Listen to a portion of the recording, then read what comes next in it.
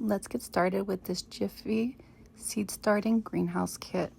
This comes with 25 little pods that are basically moss, and once you wet them, it says 1.5 to 2 tablespoons of water. I didn't measure, but yeah, it still works. I just set them there and I waited 5 minutes. Nothing. They didn't grow very much yet. So I put them back away and I gave it another 15 minutes. So let's see. After 20 minutes, look at that. Look how big they grew.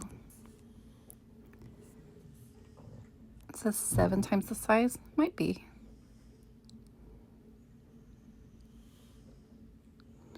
Now that that's ready, I gotta put 2 to 3 seeds per little pod.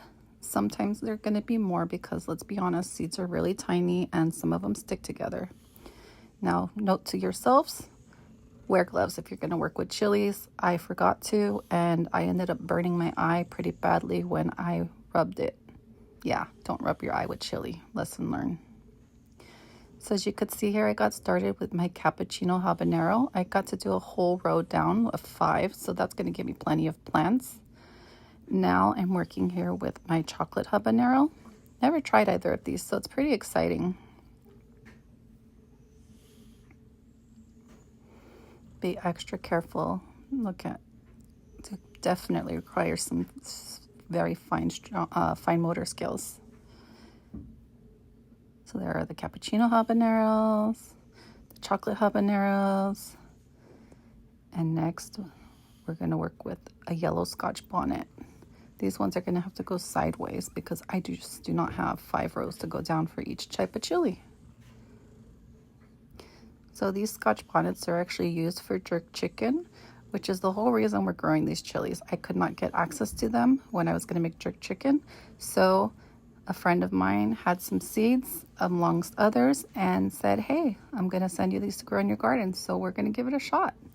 So there went the yellow Scotch bonnets, and now I'm going to work with the orange ones. I haven't tried either, so this should be exciting. Not sure if one is spicier than the other.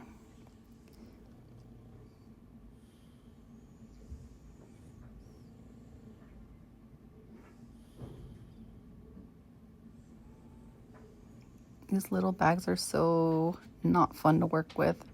Between the tiny bags, the tiny seeds, my fingers did not feel tiny enough.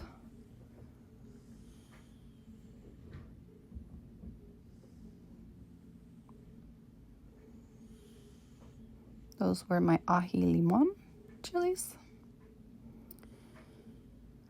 This next one here is a ghost pepper. That should be scary.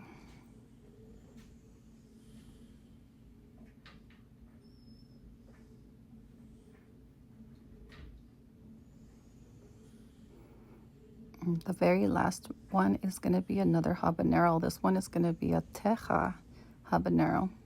Interesting because I've never heard of it. So these are going to be a great variety of chilies to grow this spring.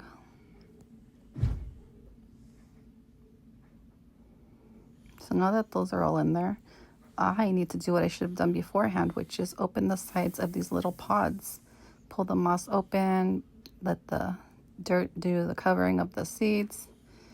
Definitely do it first before you put the seeds. Don't be like me. Whoops. Everything needs such fine motor skills here, from peeling the tiny sides to making sure you don't move the little seeds out as you try to cover them with the soil.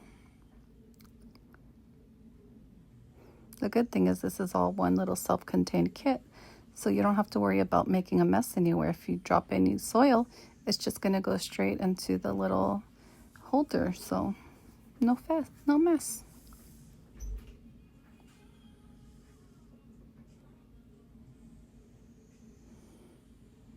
I'm being very delicate here as I do this and create the little labels that are going to name my plants, or mark the plants, I guess you should say.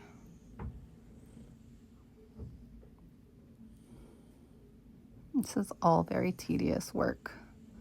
If you could get a child to do it with you, I'm sure it'll be a nice little project.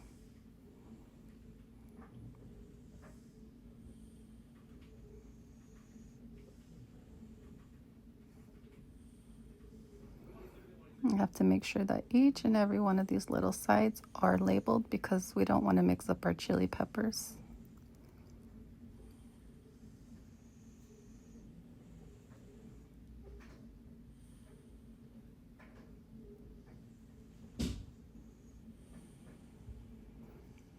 Try to work my way through here, turning this little bottom each way I can to try to get the seeds closer to me and not have to risk dropping anything.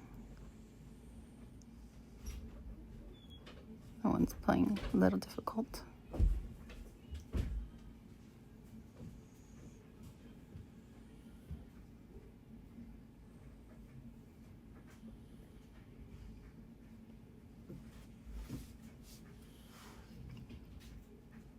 Taking a moment to write these little labels out. I probably should have done it first.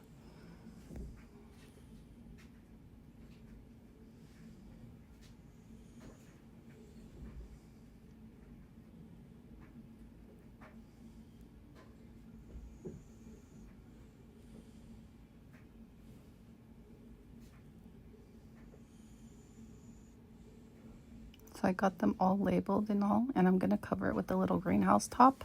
Just let it sit for a couple days and then check on it, see if you need any water or anything. And we'll see if this thing actually works, if we can grow some seedlings.